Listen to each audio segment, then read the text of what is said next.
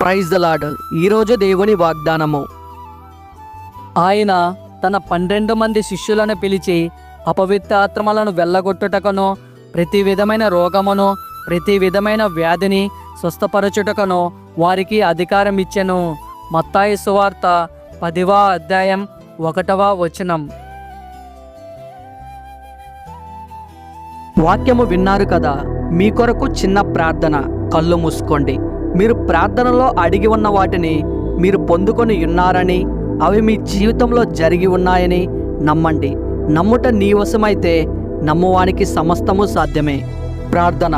సర్వశక్తిగల తండ్రి, ఘనమైన గొప్ప దేవుడా, సకల ఆశీర్వాదాలకు పాత్రుడా, మీ దాసుని ప్రార్థన ఆలకించి ఫలింపు చేస్తారని, అనేకులను మీ పాదాల దగ్గరకు చేర్చుకుంటారని వేడుకుంటున్నాను తండ్రి.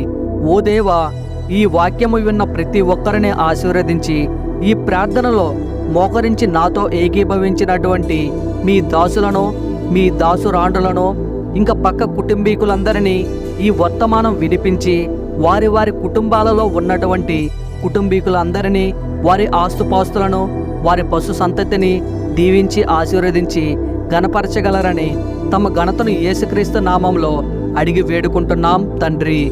Amen, amen, amen. మీ యొక్క ప్రార్థనా అవసరతల కోసం కామెంట్ చేయండి. మీ కొరకు తప్పక ప్రార్థిస్తాను. God bless you to all.